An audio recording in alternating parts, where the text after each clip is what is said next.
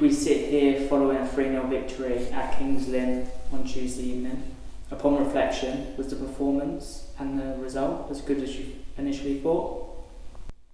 Yeah, listen, we had a game plan, spoke to the boys, watched them, funny enough, against Solihull, the manner in which they played.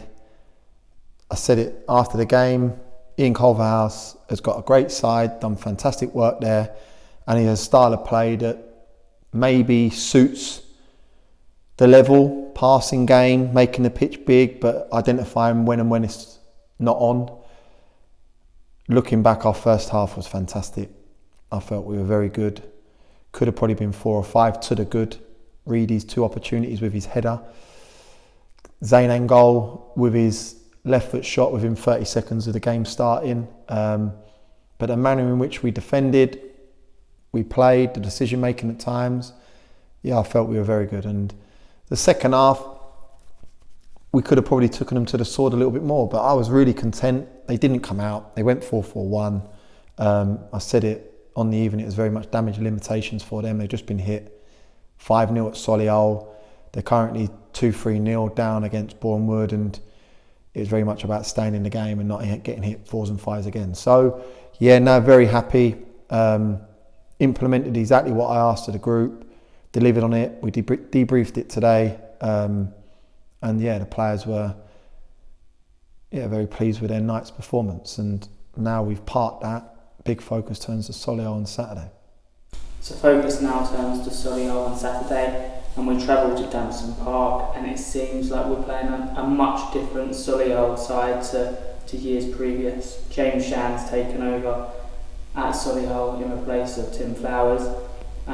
They've had a number of recruits over the summer, but most notably it seems like their style of football has changed.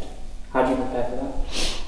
Listen, we would have prepared like we do with anyone. We would watch their last 3 games, their game at Woking, their home game against Wrexham and their home game against Kings Lynn. Unfortunate, the game that on Tuesday evening got called off because it's another bit of homework for myself and the management team to get our teeth into. But listen, Tim Flowers, Mark Yates previously, done fantastic for Solihull. I remember they were here, we done them 4-0 and they were in relegation battle. And I believe under Tim Flowers and Mark that they had a 46 game spell which would have won them the league. That come in back end of the season and the start of the season. So Tim Flowers done fantastic there. His was all about percentages. Get the ball in the box, get it in there 100 times, you're going to score a goal. And you see that in the personnel that he had in his ranks. The strikers in Blissett, the strikers in Wright. And James has changed that to an extent. You look at Callum Howe still in the building, Gudger still in the building, Carter still in the building, Boot the goalkeeper, Storer, changed the personnel up top. Jordan Cranston's come in at left-hand side, spoke about it. They've got a unique shape, he ain't rewritten the rules of football, but a different shape, a manner of playing. And it's for us to get our teeth into, as I suggested earlier. It's gone through them today, their little triggers, their little combinations, the way they set up, how they play out. And we've got to be ready for that. And they'll be doing the same thing about us. If they watch the game against Kings Lynn, they'll be seeing there's an energy, there's a power to our play. We get balls into the box, we have fluidity, and we have weaknesses. And it's for them to hone in on them and us to hone in on theirs. And if we play like we did in the first half against Kings Lynn, and deliver on a performance, it'll be a tough game, but I think we can match them. They're good. 6 goals, last 2 games, 2 clean sheets. Very positive for them. He has aspirations to get out the level. He spoke openly about that prior to the curtailment of the league, and in his signings and his recruitment in Adam Rooney, the personnel in Jordan Cranston, Cameron Archer, speaks volumes of where they're at as a football club.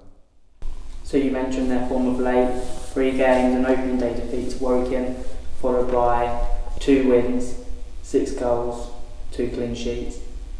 We've had 2 clean sheets, a win and a draw. It seems like it's 2 sides at Damson Park that are going to be in form and both looking for a win. 100%. We know their strengths. They scored just shy of 50% of their goals from set pieces. They got good power, James Ball, Callum Howe, Gudger, good quality balls into the box, so we've got to guard against that. Like I said, they're a good team. Kings Lynn will unsettle a few at Kings Lynn. They go to Weymouth on Saturday, and it wouldn't be surprised if they pick up a win. So the league's tough. The league is relentless. It's unforgiving. We need to make sure that we're doing what we can do and get it to our best of our ability and ensure that we deliver on the game plan. We have a game plan for Saturday. It could not work after 20 minutes, for 25 minutes, 45 minutes. It might work the whole way and we go and get our rewards, but we need to ensure that we're fluid with that. If the game's not going in our favour, we've got personnel on the bench that can change that. We've got a shape that on the pitch the 11 can evolve into. So that's something that I like. We're not one-dimensional. Is another thing that a lot of managers talk to me about, that you can play certain ways and manners, and that's something that I believe Solihull can do. Against Wrexham, they didn't have the large amounts of possession, but played in good areas, spun him at times, played on the counter at times, and against Kings Lynn dominated the game. So I think that shows the experience they have in Stora, in Howe, in Gudger, in Carter especially. And if Adam Rooney's available at the top of their pitch, they got a good squad, a very good squad. He's recruited superbly, and like I said, they're a club on the up. 4 or 5 years ago, they come into the level, and you go there on Saturday, the stadium's improved, the pitch has improved, the facilities improved. They have aspirations like everyone in the National League to get to the promised land of the EFL, and I think they'll go close. I think they'll be up there for sure in the games that I've seen, and for us it's to ensure we do what we do, because I say it week in, week out. We got Matt Reed, Cabs, Corey, Kieran Murtagh, Gus Mafata, Mark Ricketts, Kane Smith, Saul Thomas, Tom Champ, Jamal Fifield, Femi Day Stevens. I can name them all, and he'll do his homework. He knows what we can offer up on our day, and he needs to ensure that we don't, and they hit their game plan to get a win on Saturday. So you mentioned some of the names there, and we had 4 new additions to the side on Tuesday evening. Some great performances. Is that a good headache to have? Great headache. Great headache.